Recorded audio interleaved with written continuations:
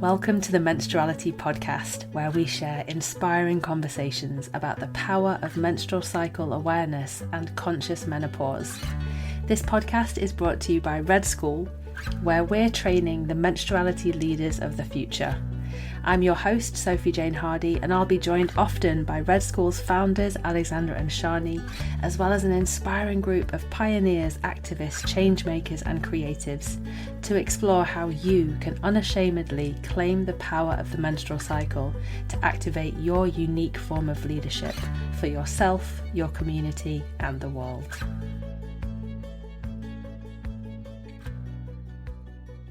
Hey there, thank you so much for tuning in today. Welcome back to the Menstruality Podcast.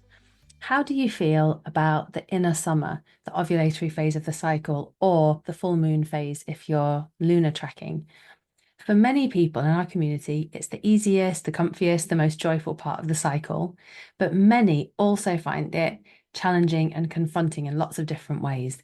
And today, Alexandra and Sjanie are responding to your questions about inner summer and ovulation, including how to approach physical symptoms such as headaches, migraines, acne, and nausea around ovulation, how to stay grounded and focused amidst the big energy of ovulation, and why you should never, ever, ever put your inner summer self in charge of your schedule.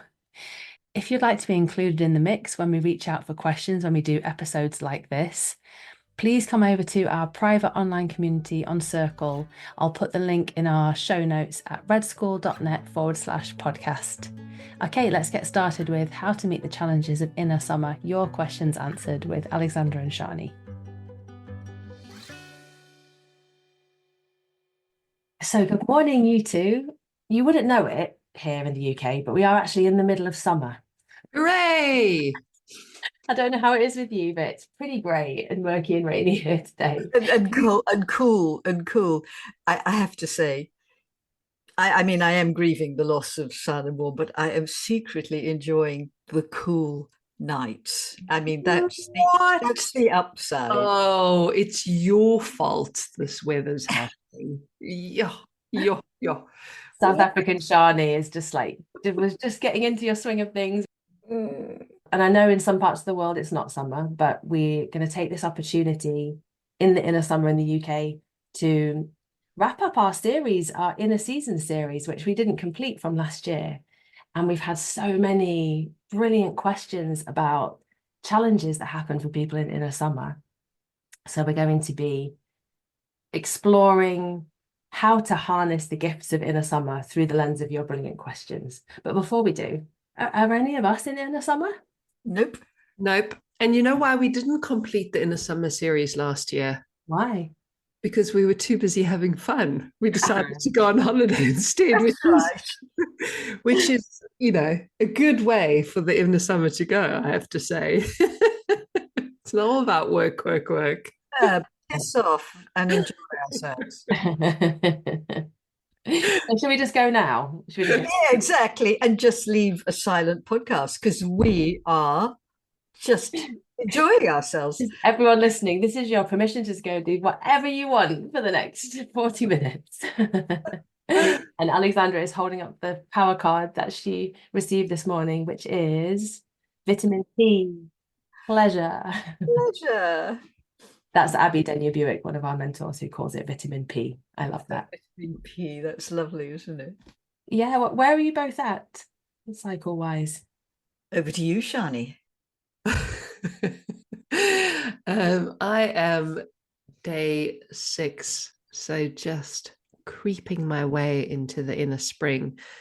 And this morning I noticed, with some relief actually, that I could just feel my second skin reconstituting after an inner winter of feeling quite exposed and naked and sort of really bare without that sort of extra layer of something. And this morning I was like, oh, it's coming back. It's such a nice feeling of the beginning of containment starting to happen. I still feel a bit scatty today, I don't have that. So towards the end of my inner spring and when I'm in my inner summer, I feel really kind of honed in and sort of nicely kind of muscular and contained and embodied. I'm not quite there yet. I haven't quite coagulated. I'm a little discoagulated still. But yeah, I'm yeah, it's good actually. I feel a little relief today. I'm curious, when you were in that skinless place in the bleed, what helped you to hold yourself through it? Well, the first thing was I became aware of it. I remember waking up one morning going, oh my word, I feel so exposed and so raw. And the moment I clocked that, I thought, what do I need? And I thought, I need protection. And actually, in that moment, in the imaginal, I just felt myself protected. I imagined what it would be like to feel completely held and safe in that space. And that was sort of the thing that I was tracking through the whole bleed, was reminding myself of that other layer of protection that's always there, even when we feel egoless or sort of unable to hold ourselves. There's a bigger, deeper holding. Wow, it's so beautiful. Isn't it? There is a fundamental groundlessness to life, and the bleed makes us very, very aware of that. But yeah, there is something holding us in the groundlessness. That's beautiful. Isn't it? Yeah, it's grounding me a little hearing it, actually. Yeah, because I'm on about day 7 of the moon. And I am, it's a bit eccentric, really. There's a sort of, my improvisational side, shall we say, is alive and well.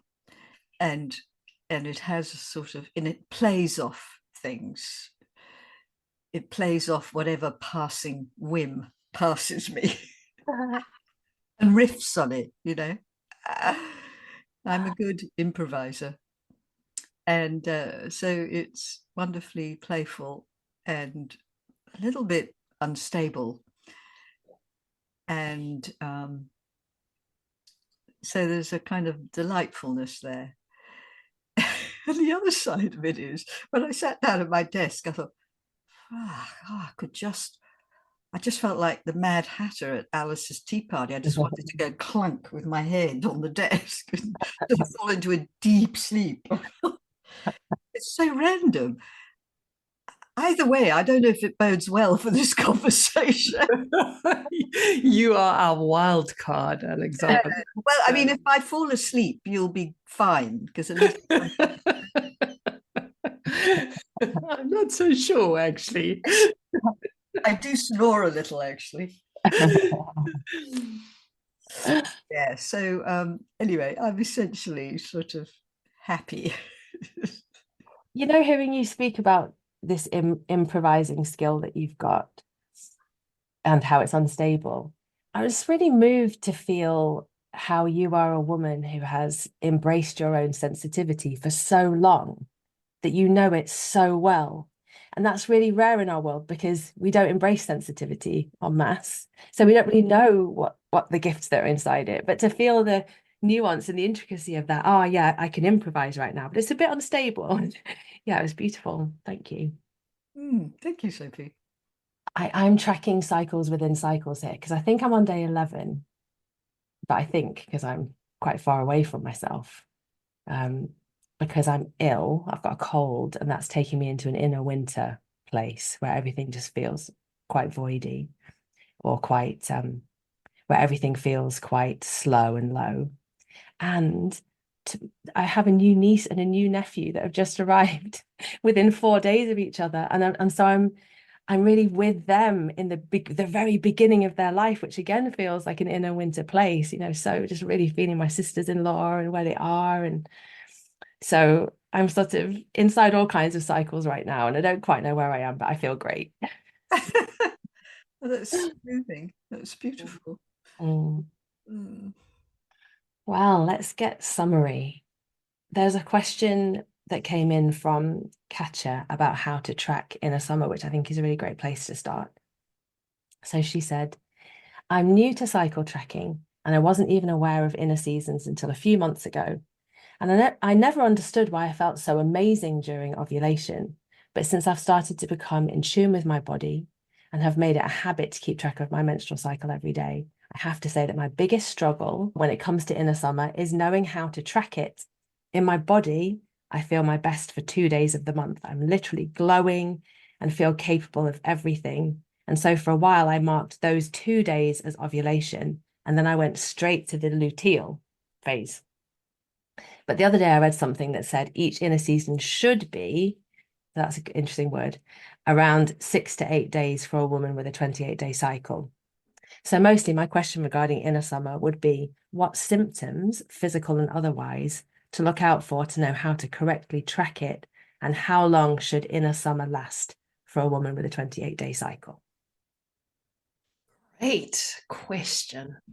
So firstly, there's so many things to say here, but firstly, Katja, I love what you shared about how before you tracked your cycle, you just felt fantastic, but you never quite knew why. And it's really interesting that, because without cycle awareness, so many of us think that that's normal. That feeling that we have at the peak of the inner summer is normal, and we're okay. And the rest of the time, there's something wrong with us.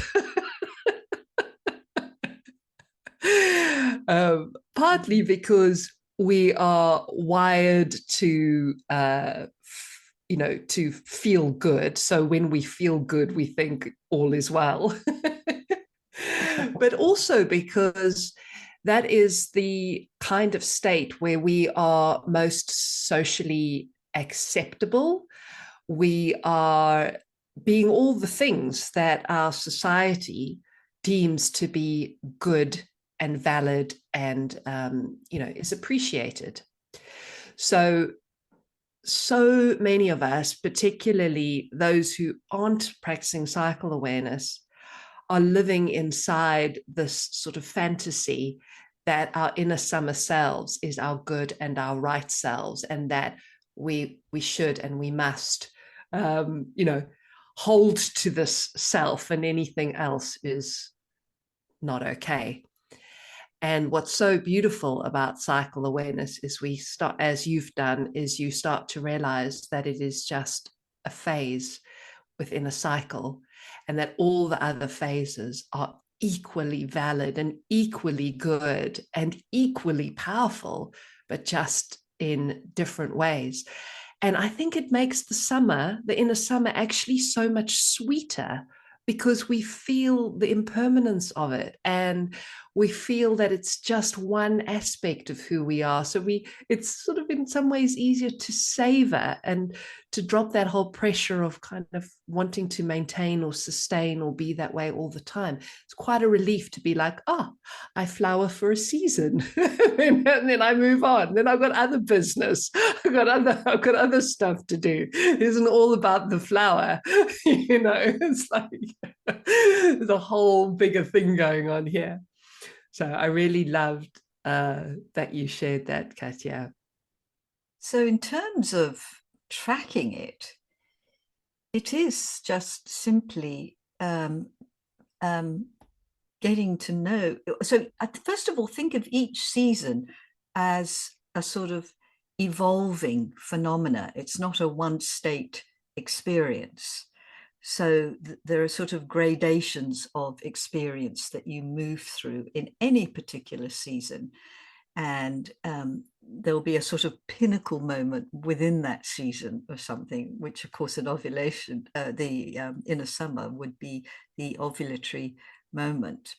Yeah. Can I jump in here, Alexandra? Because I could hear there's a slight misunderstanding in what you said there, Katya, which would be good to clarify for everyone.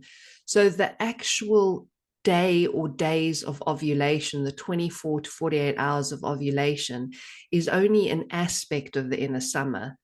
The inner summer is a phase. It's what we call the pre-ovulatory phase. So it includes the days before and the days after. So when Alexandra is describing this gradation, actually the moment of ovulation is that high point in that gradation. So you could almost imagine an arc in your inner summer experience that starts, so with a 28-day cycle that starts around day 10 or 11, that would be the crossover. So you've got maybe day 12, day 13, and then day 14, 15 might be ovulation. So that's the peak of that arc. And then you're coming down the other side of the arc in the sort of latter part of your inner summer. And then you would be crossing over into your inner autumn, possibly around day 18, day 19. So it's something like that. But you've got to remember, this is not a science, it's an art, and it's a deeply personal art. Yes, and what you're doing here, Katya, is just charting the phenomena of your experience as you move through that arc of your inner summer. So just simply get curious and allow what is there to be. And, you know, a few cycles will perhaps reveal to you a clearer and clearer patterning there. Yeah, that's what I love about the practice of cycle awareness, is that it's about you getting to know how these inner seasons show up for you. So it's a real process of discovery and exploration. You're going on this huge adventure with yourself, and it's an adventure that is vast and infinite. And the more attention you pay, the more that gets revealed. So it's very, very magical. So what Alexandra's saying there about you getting to know your experience is really, really important. And that day by day tracking and just noting the psychological, emotional, energetic experiences that you're feeling and what your needs are is going to start to reveal the pattern of your inner summer and your experience of the inner summer and what awakens in you in your inner summer. And you've already noticed some of that there at ovulation, you know, a feeling of glowing, a feeling of being on top of the world. It sounds like you feel really sort of happy and exuberant. Those are my words, but it's the feeling states, the energy states, and the powers that come alive in you that you want to be paying attention to. And then the physical, the physiological signs, that's the body literacy piece, which creates a sort of anchor. So knowing when you ovulate by tracking the position of your cervix and your mucus and possibly charting your basal body temperature, that's going to give you something very tangible that will underpin what you're tracking in your psychological and emotional experience. So this is your adventure and your journey to kind of discovering what the inner summer is like for you, and when you enter it and when you exit it. So those are what we call the crossover days, the entry and the exit points. And those are usually our signposts that we're entering another inner season, isn't it, Alexandra? Those crossover moments is usually what alerts us. I love those moments, actually. They were so distinct, and it's so fascinating. Like your whole psyche is going, oh, we're changing gear. Yeah. And there's a sort of momentary wobble there, or just a disjunction or interruption or something. The atmospheric, there's an atmospheric shift. Can be There quite. really is. I'm thinking of one of my crossover experiences, which is no longer the case because, of course, our cycle experience changes as we change, because our cycle experience is a reflection of who we are. and the circumstances of our lives and our overall health and all of these many, many layers. It's a real mirror of our deep inner selves. But a few years ago, I remember my crossover into the inner summer experience, and this happened on repeat for quite a number of months, was I had this feeling of my legs giving way under me. And it wasn't a physical feeling. It was like I lost my connection to the ground or my ground. I lost a sense of being in myself and in my body. And it was a very unstable, sort of insecure place, a place that I really relate to feeling when I was, in my late teens, actually.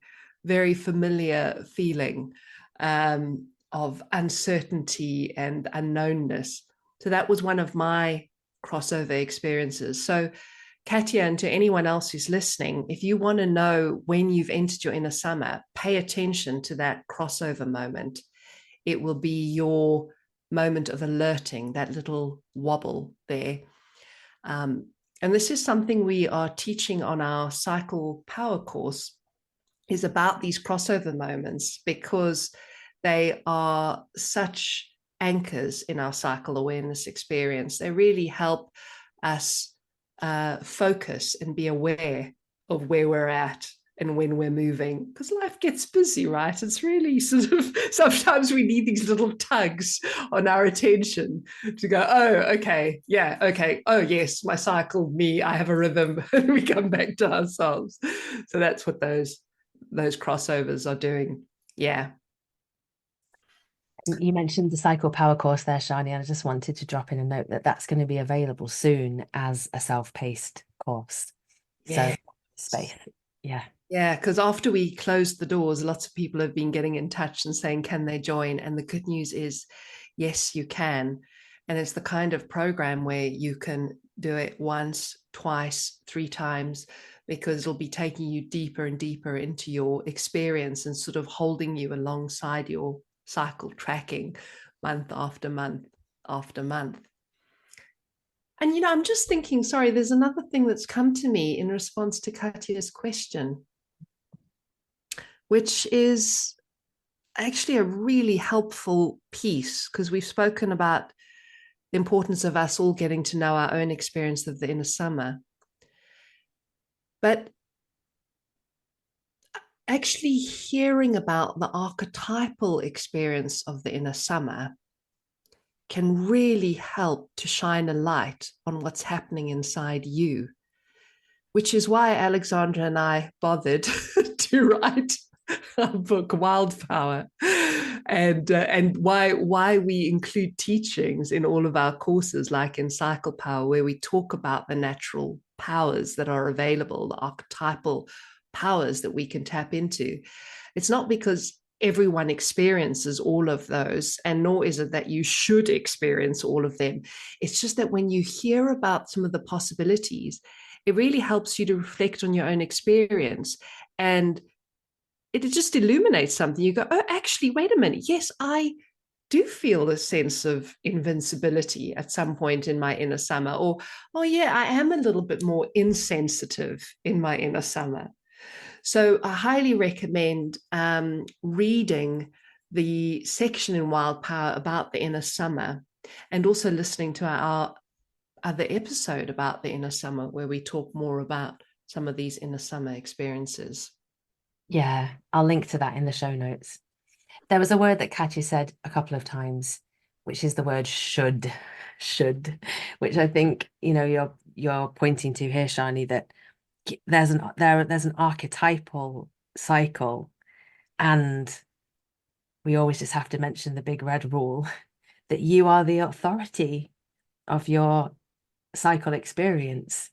And there is a lot of talk out there in the world of what we should be experiencing in each season. And what I love about the way you two approach this is you put the power firmly back into the hands of the person who is experiencing the cycle. We are our own authorities here. Yeah, I mean, we're reminding people of that, but actually, the practice of cycle awareness puts us back firmly in our own inner authority. It really shifts us from this outer focus to the awareness of ourselves, and then more than that, really trusting our own experience. That is, for me, one of the greatest powers of menstrual cycle awareness, is that we learn to trust our own experience above all else. I mean, I have goosebumps when I say that, because, geez, nobody wants to fuck with you if you've got that going on. I mean, watch out, world. Woo! Yes. Okay, should we move on to question 2? Yeah. Yeah. So this is a question about how to stay grounded in inner summer, and it's from Cecily. She says, I love the summer energy, but I can also find it hard to stay grounded and focused sometimes. The balance between being outgoing and tending to myself, my senses, my ground, is of most interest to me. It's a discipline, Cecily. And that discipline grows out of what has come before. So the work of menstrual cycle awareness is the work of pacing your actual energy and the actual state of your nervous system, and tending to that as best you can within the context of the responsibilities you have.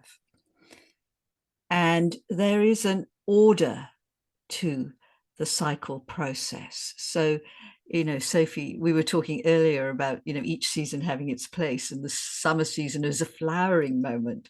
But that summer season is rooted in what has gone before. So I would say it's really important for you to really firstly tend to menstruation, and to give yourself as much rest as you can at menstruation, for lots of reasons, but for 2 particular ones. One is simply to rest, and resting at menstruation really gives bigger dividends than any other time. Resting at any other time in the cycle, it's extraordinary what it can do then. So really letting go at menstruation as much as you can, and allowing yourself to be filled up with energy, being restored. It's like you're being restored to yourself. So there's just that physical nourishment you're going to get at menstruation. But also, what's happening is you have the possibility to dock into who you are more deeply, because menstruation is this a place of spiritual awakening when we're able to honor its energies. And as you let go and rest, you connect in, you have the possibility to be restored to the essence of who you are, and to feel I'm just remembering someone's comment in the Cycle Power course. Actually, she talked about, oh wow, I really felt I'm a genius. I don't know what it is. She's made this comment. I don't know what it is, but I'm a genius. And I just made me crack up when I read it, because that's what you feel. You think, oh my God, yeah, I'm okay, I'm great. And it's this rooted, it's feeding on this month after month. And you're strengthening this connection to your deeper self. You're like forging something there. And then so menstruation, we care for that.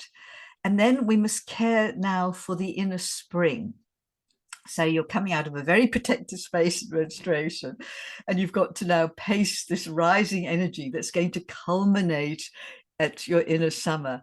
And it's this fine art of just being able to pace that energy and not lose the thread, not get sort of caught up in societal timing and out of focus and what other people's expectations are of you, which is so easy to happen, by the way.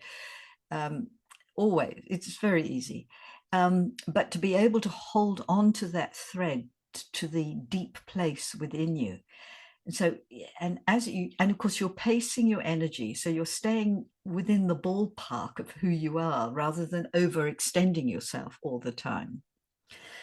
And in this way, you set yourself up for that wonderful flowering of energy that can happen in the inner summer.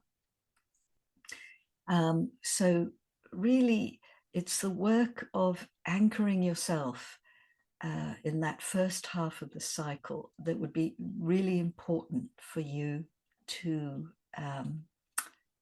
lean into, to bring more consciousness to give more time to. And in a sense, the summer is like the gift of that. It's the revelation of that sort of patient tending of yourself. It's like the brake is released, Yeah. you're sort of Yeah, it really is the liberation of your expression, of your, actually maybe of your authenticity is a way of saying it. Liberation of yourself in the world. Yeah. I think it's good to say that that can look big and loud and confident, and it can look like your authentic expression can look quiet and soft, and like I think we can fall into this myth of we're supposed to be superwoman and on standing on stages, and that's not. No, I mean, the key word here is authentic. Yes. Yes. What does that unleashed you feel and look like? It's about daring just to show yourself more in the world, however that looks. So it's not about, again, performance. There's no standard here of what that looks like. It is a quality of surrender into yourself and go, this is who I am. Yeah. Yeah. And in fact, it's a really good thing to keep returning to as a sort of inquiry or practice during your inner summer, is to just check in with, am I being authentic? Am I being true? Is this me? Is this me? Is this me in this context and in this moment? Is this me? Because of all the ways we pull ourselves outside of ourselves in certain situations because we think we should, we ought to, and so on. Yeah, it's interesting because that word should came up in the very first question. And in many ways, the inner summer is a relinquishing of that. It is so Good utterly and unapologetically about you resting into you. And that's where this experience of pleasure, this vitamin P that is available in the inner summer, emerges from, because we're not trying to be anything other than we are. And it's amazing how much creativity and energy is released when we're in that pleasurable sweet spot with ourselves. We're just in a kind of yummy, nice place with ourselves. That manifesting energy that the inner summer is known for, that doing energy, actually is liberated out of this authentic place. It's out of you being in your joy stream. It's about you being in your groove, in your life, in your nature. That's where that energy comes from. So if you're somebody who sort of feels quite flat in the inner summer, I really encourage you to keep coming back to this, am I being authentic in this moment? And this little 1% shifts towards being a little more true. For some reason I have True Blue just blaring the soundtrack, Madonna, True Blue. It's just, I think we need to have a little break, Soph, to play a little snip of that song. So I don't know how copyright works with music, so I'm not going to include a clip of Madonna here or inflict my singing voice on you. But this is your invitation to go out and dance to Madonna or whatever you're loving at the moment. It's Lizzo's juice for me, and just have a lovely inner summer moment. And I'm going to pause the conversation for a moment to share an offering with you, as Sjanie and I explored earlier in today's conversation due to popular demand, Alexandra and Sjanie's Cycle Power course is now available as a self-paced course. It's for you if you want to know more about the powers of the inner seasons of the cycle, if you want to explore the spiritual power of menstruation, if you're working to heal menstrual health challenges, if you're dealing with changing cycles in the run-up to menopause, if you're feeling called to take a stand for the feminine, or if you simply know that you want to put your cyclical intelligence right at the heart of your life. And it's part of the Red School summer sale, so you'll receive 33% off the course until August the 31st. You can register at redschool.net/cyclepower, and to claim your summer sale discount, use the coupon code SUMMER. For some reason, I'm with the word weird. And I think of Madonna. Like, who knew it was going to be okay to put cones on your boobs? Exactly. And France around the world, you know? Yeah. She unleashed her weird. And I think that's a really interesting exploration for me in my inner summer at the moment. Like, what weirdness wants to come out that I'm hiding away? You know, what strange, quirky foible wants to be expressed? That's Yes, it is so so good. it is so much about that. And the inner summer is about individuality. Yeah. It's not about us all being the same. It's about us being utterly ourselves and actually celebrating the individuality and uniqueness in ourselves and in others. That's what creates this wonderful sense of community and connection in the inner summer, is that I'm being me, you being you. There's a lovely dynamic aliveness because we're, being our own weird, unique selves. When we go into the sort of monotone summer, which is very much the shadow side of the inner summer, it's what the media portrays as like that. This is what it looks like to be, a good human or a good woman or whatever or a beautiful woman or whatever the case is, and we lose that sense of individuality and we lose that sense of expression and diversity. I mean, that's one of the great powers of the inner summer. As we all learn to live into our inner summer more, we will have more variety in the world, actually, which is just, to me, the most thrilling thought. Yes. All right, then, let's move on to our next question, which is from Alice. She says, I often struggle around ovulation. I feel nauseous, achy, and tired. I sometimes feel a sense of despair and disconnection to myself and others. I wonder if it stems from being a bit directionless. I don't know where to channel my energy. I've spent most of the past 7.5 years focused on my young children. And now I have more energy for myself. I'm unsure where to put it. I often feel frazzled and scatty as I go into autumn. I remember reading Wild Power for the first time and feeling disappointed that I never seemed to have much of a summer. Lots of food for thought, she says.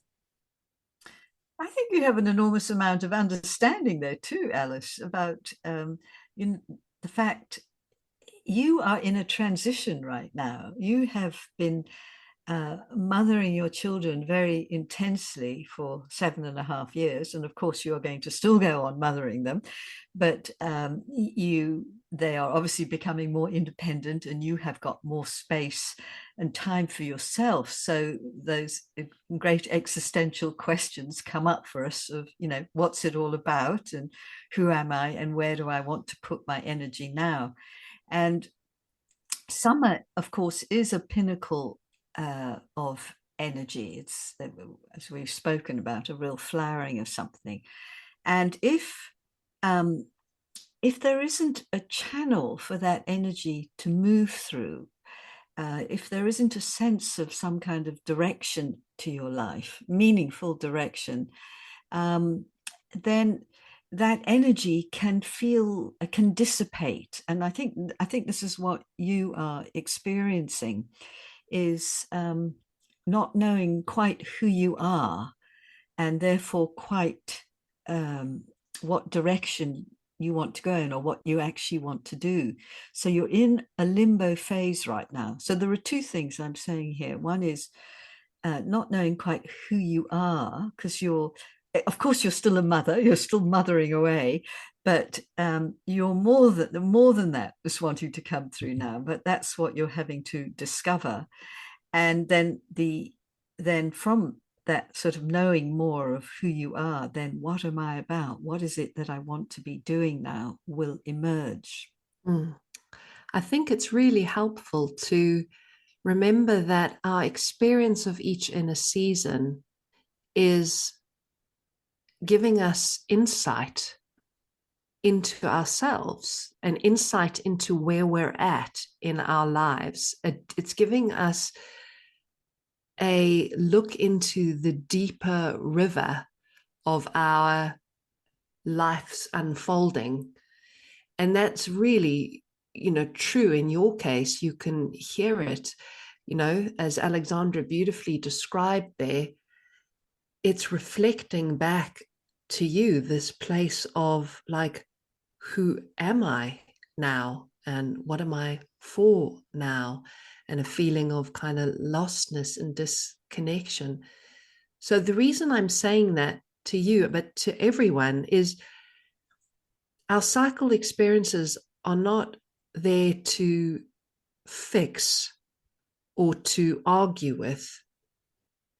They're there as guidance.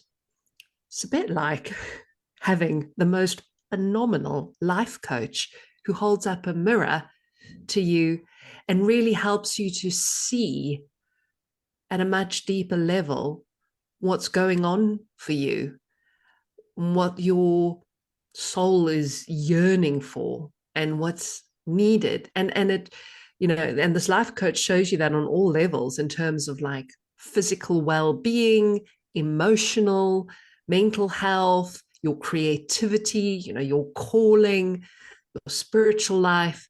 You're getting that reflection on all levels. So our cycle experiences are not there to be fixed or to be argued with.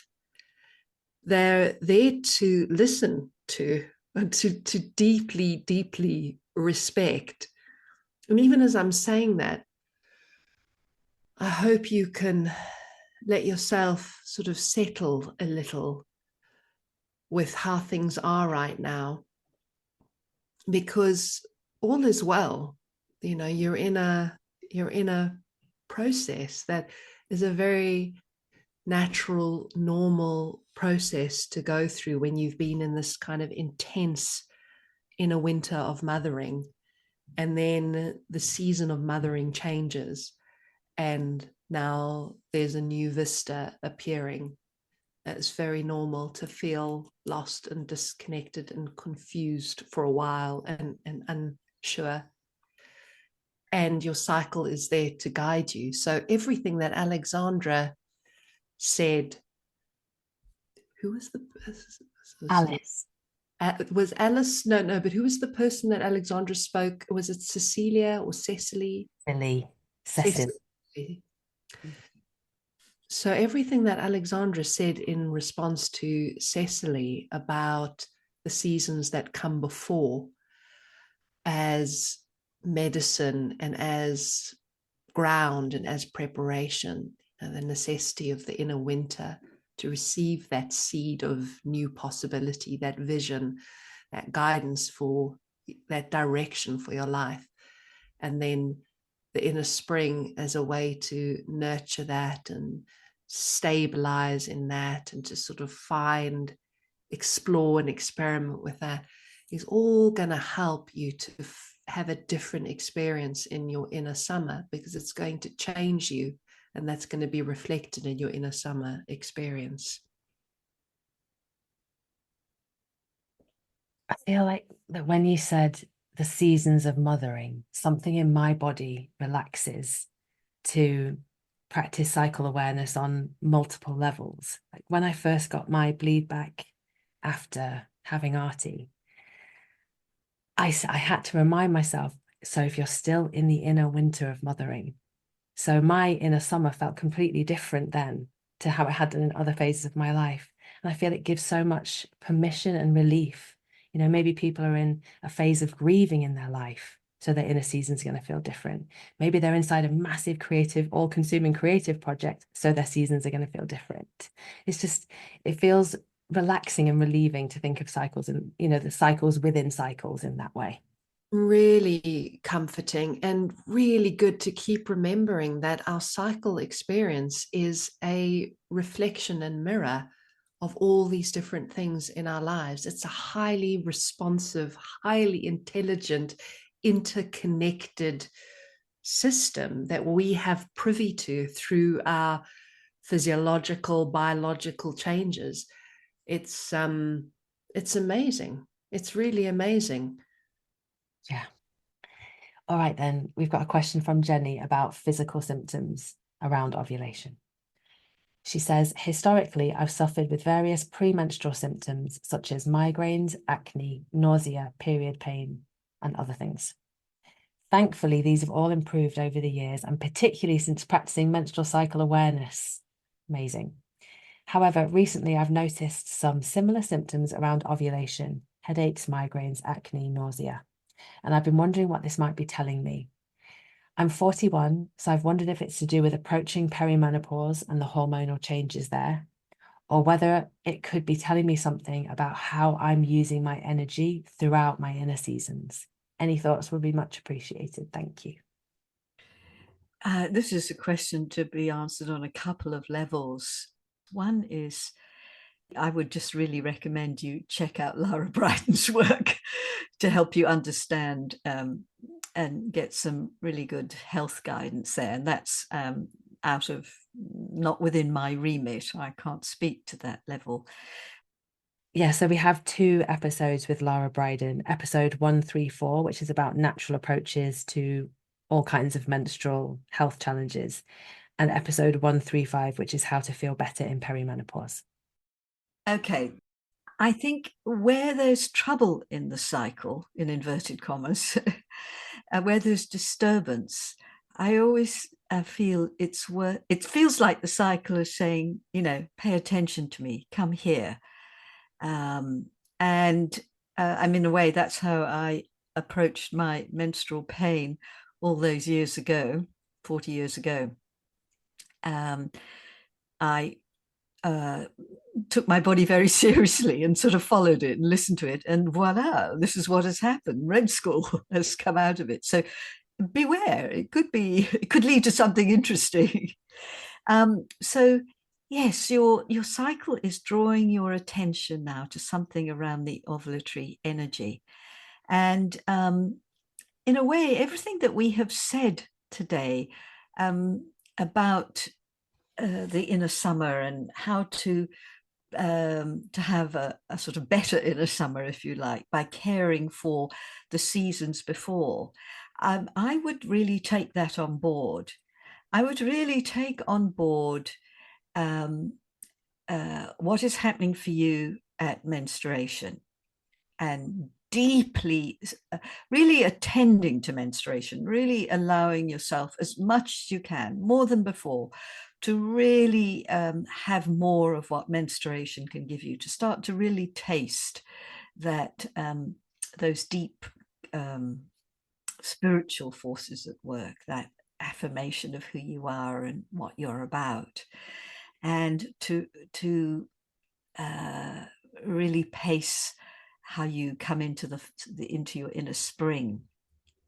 And I would actually set an intention to get, before your next bleed and for subsequent bleeds for a little while, to really get insight about what is happening for you in the inner summer around ovulation. So set an intention and then just let it go and allow yourself to bleed well as you can, as best you can, and do that lovely pacing work.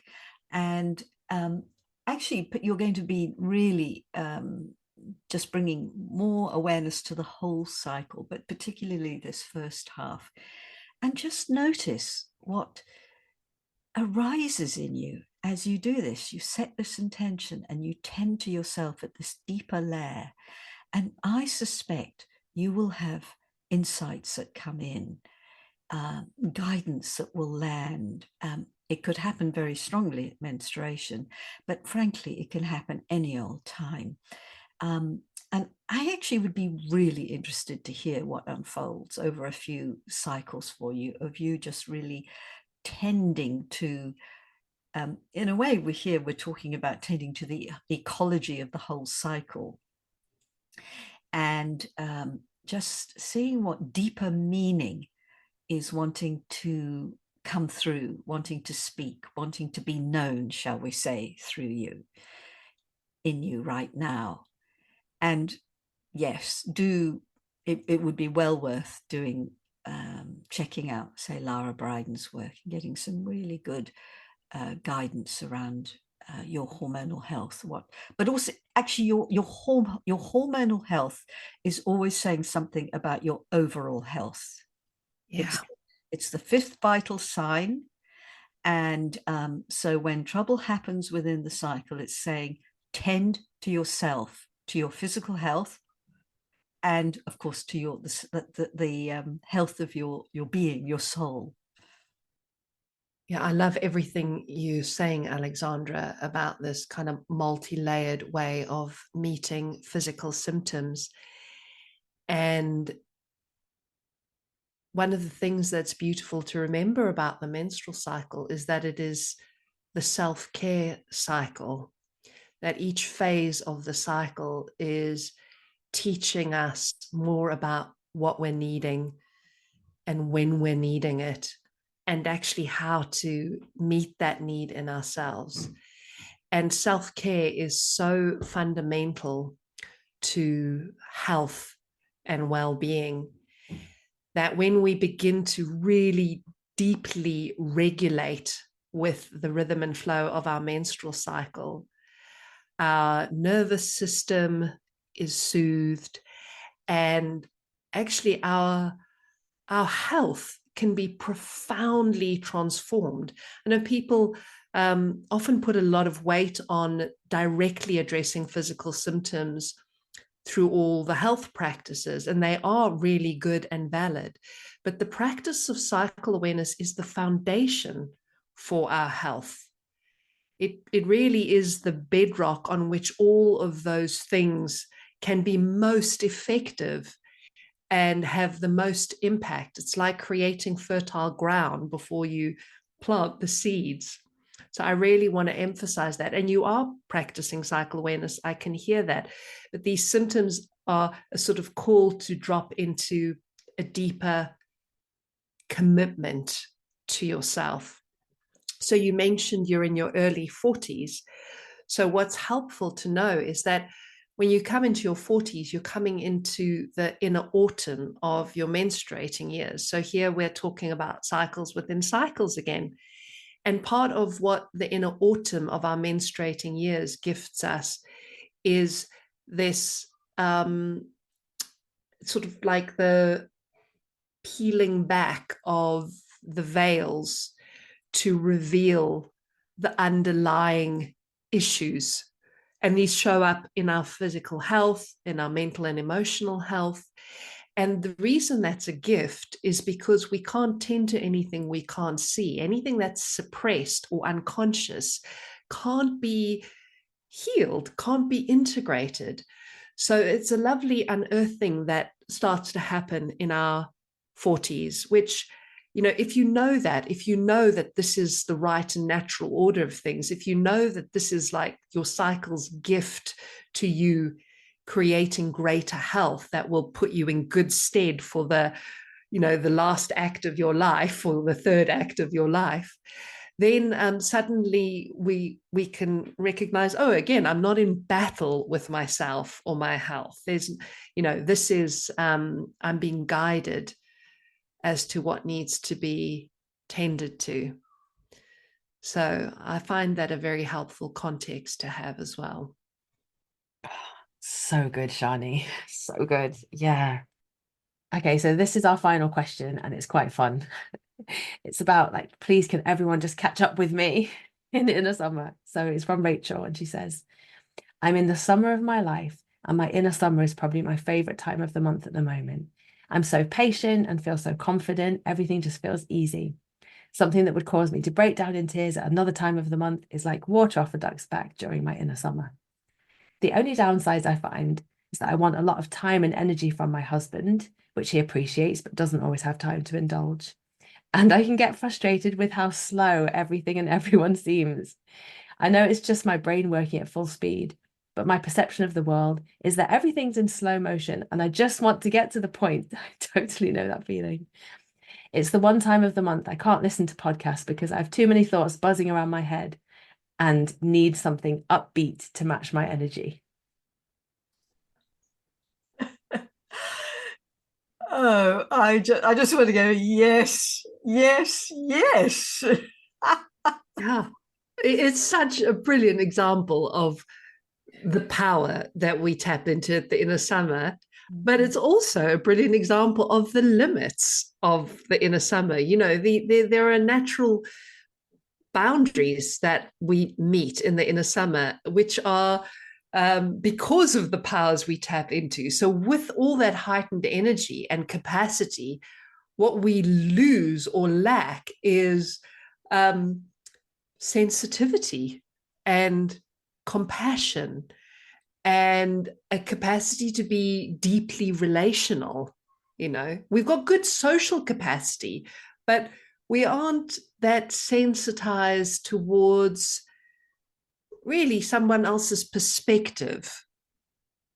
It's very, very interesting, the limits that you know we're held by in our inner summer, and it's so all-consuming, that energy, that it's very hard to believe that anything or anyone else is operating or is different to you, you know. Yeah. And a feeling of, you know, of this could go on forever. It's that sense of just a high that could just keep on getting, keep on going and going and going. You know, in almost, I just want to say, you just have to love that energy.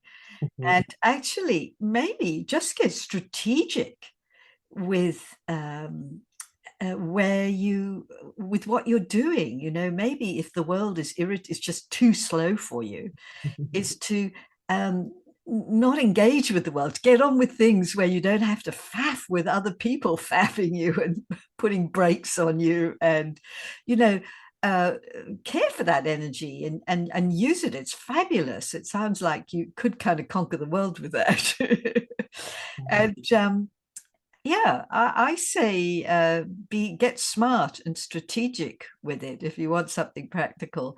And I just want to second what Sjanie has said. Yes, just being mindful that there is a shadow side going on with that energy. It is non-relational. But I just don't want to dampen you. I don't want to dampen your spirit.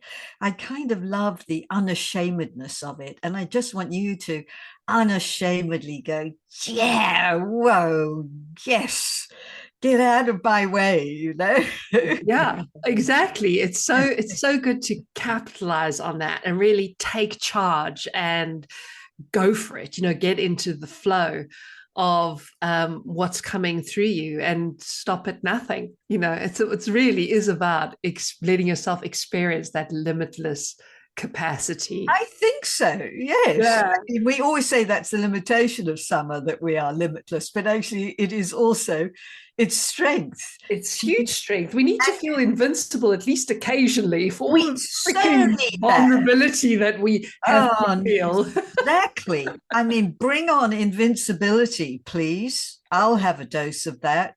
So drink it up, Rachel.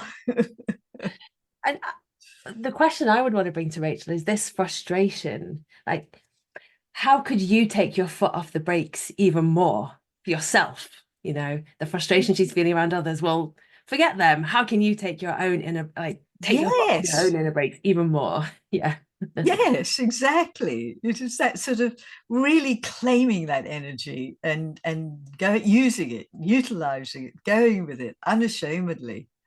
But you know, there's a very practical thing here which totally bit me in the bum last cycle, I think it was, where if you put all that inner summer energy in charge of your schedule for the rest of the month, you get in so much trouble. And I got Oh, to my inner autumn and went, what have I done?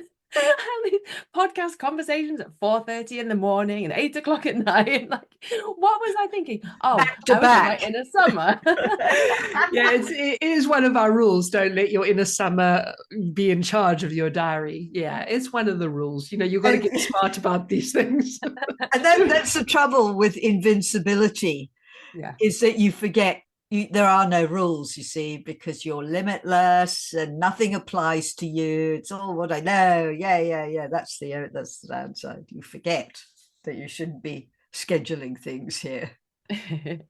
I'm so grateful to everyone that sent their questions in, because there were so many more that we weren't able to answer today.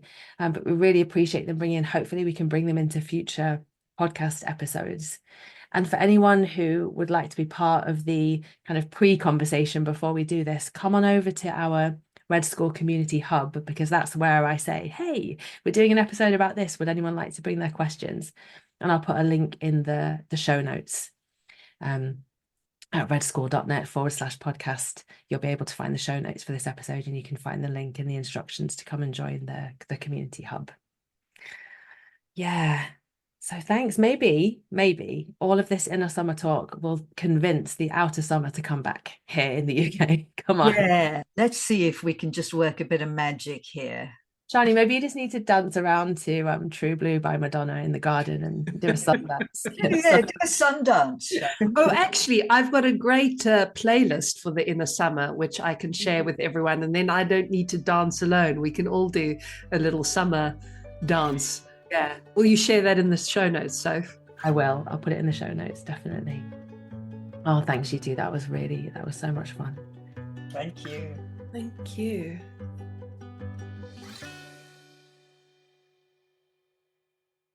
Thanks for being with us today. I really felt quite summery after recording that and after editing that. And I'm curious to hear how it landed for you, and hopefully it can enhance your experience of your inner summer. So that's it for this week. I'll be with you again next week. And if you know someone who's experiencing challenges around ovulation, please forward this episode to them.